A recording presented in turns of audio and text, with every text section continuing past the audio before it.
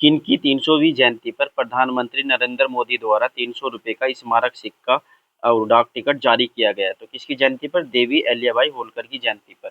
अब देवी अहिल्याबाई होलकर के बारे में देखते हैं। इनका जन्म कब हुआ था? तो जन्म हुआ था 31 मई 1725 को महाराष्ट्र में। कब हुआ था? 1725 में महाराष्ट्र में। अहिल्याबाई होलकर की मृत्यु कब हुई है? तो 13 अगस्त 1795 को इंदौर में हुई है।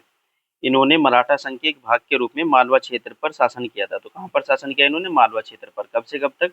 1967 से 1767 से 1795 तक। इंदौर में होलकर वंश की शासक के रूप में कार्य किया। यानी कि अहिल्याबाई होलकर किस वंश की थी? तो होलकर वंश की थी। ये इंदौर में था। मई 2025 में उल्लास नवभारत साक्षर कार्यक्रम के तहत किस राज्य ने खुद को पूर्ण साक्षर राज्य घोषित किया? तो पूर्ण साक्षर राज्य किसको घोषित किया है? तो ये है गोवा। किसके तहत है ये? उल्लास नवभारत साक्षर कार्यक्रम के तहत। उल्लास नवभारत साक्षर कार्यक्रम, इसको क्या बोलते हैं इंग्लिश में? न्यू इंडिया लिटरेसी प्रोग्राम बोलते हैं। कब से कब तक है? 2022 से 2027 तक है। इसका उद्देश्य क्या है? 15 वर्ष या उससे अधिक आयु के वयस्कों को सशक्त बनाना है, यानी कि उनको शिक्षित करना है। किस वर्ष से? 15 वर्ष या उससे अधिक से वयस्कों को। तो 15 वर्ष है इसमें कट ऑफ डेट। 15 वर्ष और उससे अधिक आयु के वयस्कों को सशक्त बनाना है। भारतीय भाषाओं के लिए भारत का पहला स्वदेशी रूप से विकसित एआई आधारित multi modal large language model का नाम क्या है? अर्थात भारतीय एआई का नाम क्या है? तो क्या है इसका? भारत जैन है। भारत जैन एक multi modal large language model है। चीन के एआई का नाम क्या है? तो डीप सीक है। चैट जीपीटी किसका है? यूएसए का है। जेमिनी भी यूएसए का है। तो भारत के एआई का नाम क्या हो गया? तो भारतीय भाषाओं के लिए भारत का स्वदेशी रूप से विकसित एआई का नाम क्या है? तो भारत जैन है।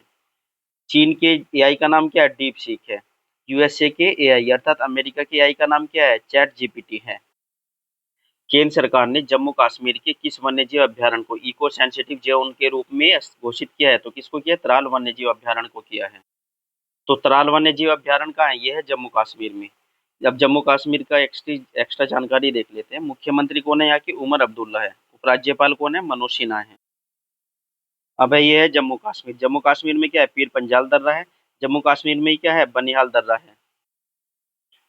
अब देखते हैं, भारत सरकार ने जनगणना 2027 की घोषणा की है, जिसमें जातिगत जनगणना भी शामिल है। ये कितने चरणों में हो रही है? तो कितने चरणों में हो रही है? 2 चरणों में हो रही है जनगणना 2027। पहला चरण कब से कब तक होगा? 1 अक्टूबर 2026 से शुरू होगा। कहाँ-कहाँ होगा ये?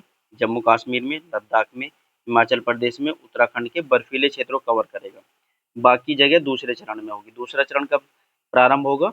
1 मार्च 2027 से। देश के बाकी हिस्सों को कवर करेगा ये। अब है अनुच्छेद 246। इसमें क्या? केंद्र और राज्यों के बीच विधायी शक्तियों का वितरण है। क्या है इसमें? केंद्र और राज्यों के बीच विधायी शक्तियों का वितरण है। जनगणना किस सूची का विषय है? तो जनगणना है संघ सूची का विषय है। जनगणना अधिनियम कब का है? 1948 का है। भारत के महापंचायत और जनगणना आयुक्त का कार्यालय किसके तहत आता है? गृह मंत्रालय के तहत आता है। गृह मंत्रालय ही क्या कराता है? जनगणना को कराता है। किसके माध्यम से? इस कार्यालय के माध्यम से। नाम है भारत के महापंचायत और जनगणना आयुक्त का कार्यालय। छठे क्वेश्चन पर आते हैं। भारतीय रिजर्व बैंक ने 25-26 के लिए कितने प्रतिशत जीडीपी वृद्धि का अनुमान लगाया है? तो कितने प्रतिशत जीडीपी वृद्धि का अनुमान लगाया है? तो ये लगाया है 6.5%। अब ये है आरबीआई। इसकी स्थापना कब हुई थी? तो आरबीआई की स्थापना हुई थी 1935 में। ठीक है जी, 1935 में आरबीआई की स्थापना हुई। अब सातवां प्रश्न है, भारत के पहले मानवयुक्त गहरे समुद्री मिशन।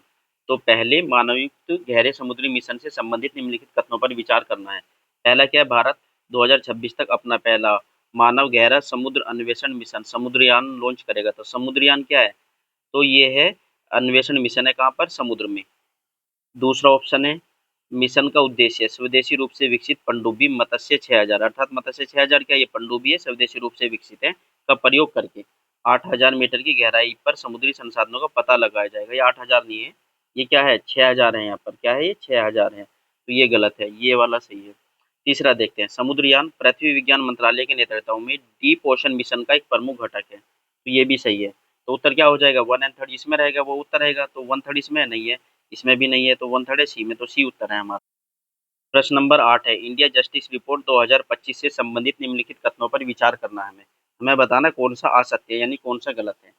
यह रिपोर्ट टाटा ट्रस्ट द्वारा जारी की जाती है, तो ये भी सही है। रिपोर्ट के अनुसार भारत में पुलिस जनसंख्या अनुपात प्रति 1 लाख जनसंख्या पर 155 पुलिसकर्मी है। तो ये भी सही है। कितने हैं? 155 पुलिसकर्मी कितने पर? 1 लाख जनसंख्या पर। तीसरा है हमारा केवल 8% महिला अधिकारी वरिष्ठ पदों पर है, तो 8% है वरिष्ठ पदों पर महिलाएं। चौथा है न्यायपालिका में प्रति 10 लाख आबादी पर 15 न्यायाधीश हैं, तो 15 न्यायाधीश कितनी आबादी पर है, तो प्रति 10 लाख आबादी पर है। जबकि वांछित संख्या कितनी है, 50 की है। तो ये भी सही है, इसका सभी सही है इसमें, तो गलत कोई नहीं है। तो जब गलत कोई नहीं है तो उत्तर क्या हो जाएगा, इसका डी उत्तर हो जाएगा, उपयुक्त में से कोई नहीं गलत है। 9वां क्वेश्चन देखते हैं। असम और मेघालय की सरकारों ने ब्रह्मपुत्र की किस सहायक नदी पर, किसकी सहायक है, ब्रह्मपुत्र की सहायक नदी पर संयुक्त रूप से 55 मेगावाट की जल विद्युत सिंचाई परियोजना शुरू करने की सहमति जताई है। तो किस पर जताई है, तो कुल्सी नदी पर। अब ब्रह्मपुत्र नदी के बारे में अन्य तथ्य देख लेते हैं। ब्रह्मपुत्र नदी का उद्गम कहाँ से होता है, तो तिब्बत में मानसरोवर झील से। कहाँ से हो रहा है, तिब्बत में मानसरोवर झील से हो रहा है।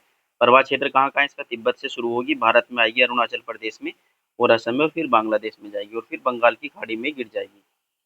तिब्बत में इसको क्या बोलते हैं, तिब्बत में नाम क्या है इसका, यारलुंग सांगपो है। तो कैसे क्वेश्चन पूछता है, तो किस नदी का नाम तिब्बत में यारलुंग सांगपो, किसका नाम है, तो ब्रह्मपुत्र का नाम है। अरुणाचल प्रदेश में क्या नाम है इसका, सियांग है या दियांग है। तो ब्रह्मपुत्र का अरुणाचल प्रदेश में नाम क्या होगा, सियांग या दियांग हो गया। असम में क्या बोलते हैं ब्रह्मपुत्र को, ब्रह्मपुत्र ही बोलते हैं। बांग्लादेश में क्या बोलते हैं, जमुना बोलते हैं ब्रह्मपुत्र को।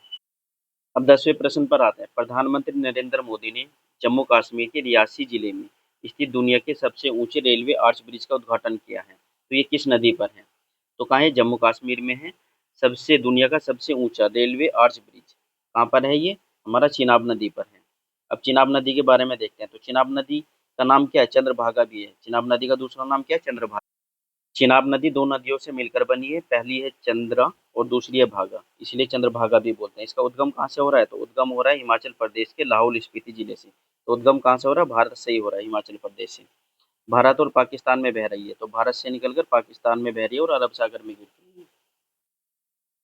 चिनाब नदी सिंधु नदी में मिल जाती है, और सिंधु नदी कहाँ गिरती है, तो अरब सागर में गिरती है। इसीलिए चिनाब नदी क्या है, सिंधु की एक प्रमुख सहायक नदी भी है। इसके अन्य नाम है, ऊपर देख लिया हमने, चंद्रभागा है। अभी इतना ही रखते हैं।